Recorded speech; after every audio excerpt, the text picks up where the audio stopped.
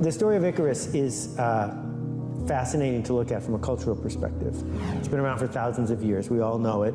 Daedalus and Icarus go to a desert island. Daedalus, the dad, makes wings out of feathers, gives them to his son, puts them on with wax, says to his son, obey your father, we're flying out of here.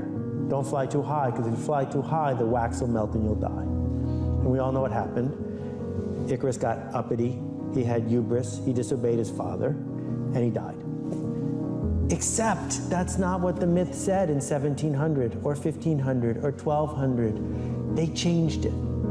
It used to say, but more important, don't fly too low. Because if you fly too low, the water and the mist will weigh down your wings and you will surely perish. They took that part out. They took it out because the people in power, the industrialists, want us to fly lower. Because it's easier to ignore us, it's easier to keep us in line, it's easier to get a factory job that way. People who have the hubris to dream of something bigger change the status quo. And the people who are in charge aren't in favor of that. And I'm not a conspiracy theorist at all, but I do know where public school came from. And public school was invented by factory owners who didn't have enough compliant factory workers. And it worked great.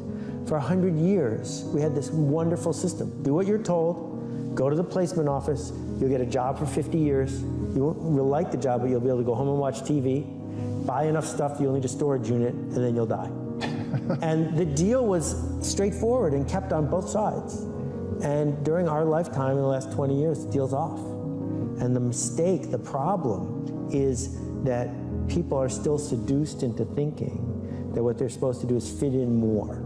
And social media has made it worse because there's this whole pack mentality of how do I fit in more, with small bursts of here's one quick tip for a flat stomach and 3 different ways to get rich, and you can learn to flip houses today and be a millionaire tomorrow, none of which work, right? But the combination of those two mean that people are starting to feel broken and bitter because the promise isn't being kept.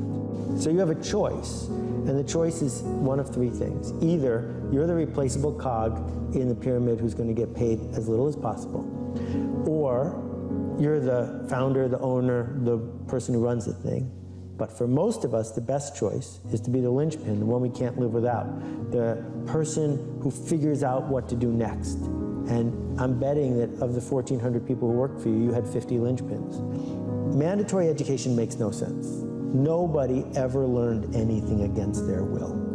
Sooner or later, it becomes voluntary. You need enrollment. Not enrollment from the legal sense of you're not truant, but enrollment in the sense that you are leaning into it and want to learn it. So if we want to teach someone to be a baseball fan, here's what we don't do.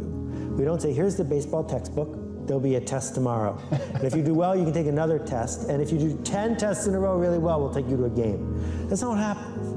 But yet, kids memorize all these statistics and they know all this stuff because they wanted to know it. So we must begin by gaining enrollment.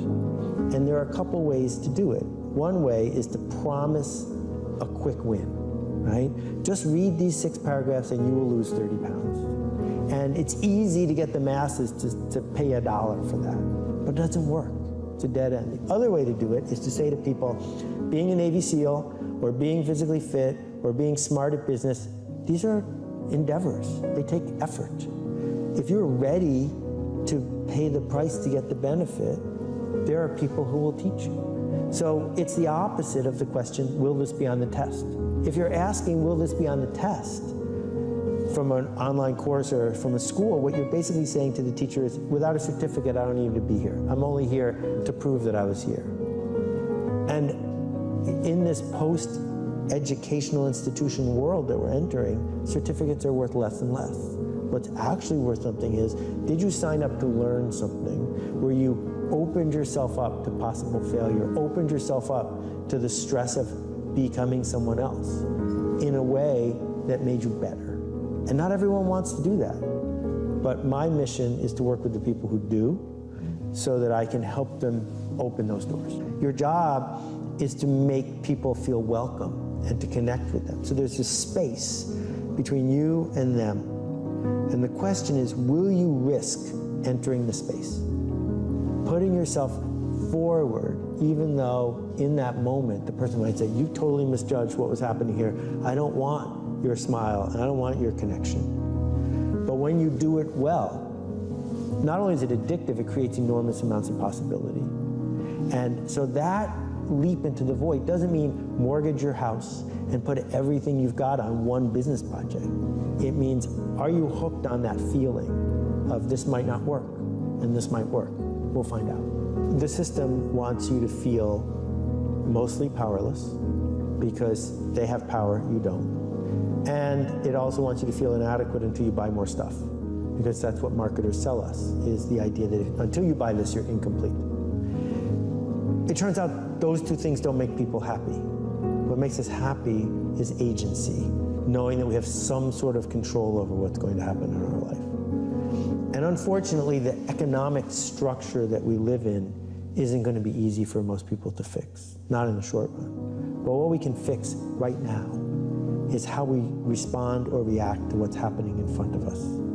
And my friend Kat Hoke says you can't be curious and angry at the same time. That's interesting. So you get a choice, right? You get a choice in the traffic jam. You get a choice when you're dealing with an angry clerk. You get a choice with a bureaucrat. Am I going to be curious about how this person got to this moment? Or am I going to be angry at the situation? And what we find is that as a parent, as a clerk at 7-Eleven, as a third grade teacher, we could dig deep into emotional labor.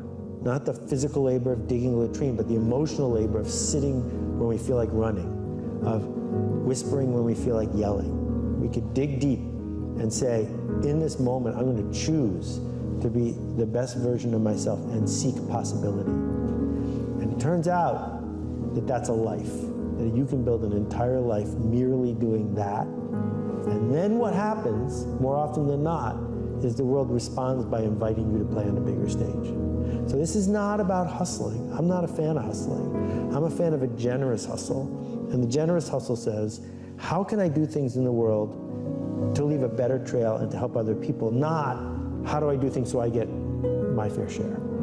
Because the world doesn't respond well to hustlers. They don't like being hustled. But the world responds really well to people who take responsibility and give away credit. And that boundary there is totally different. And if you work in an organization that can't respect that, there's another one that wants you.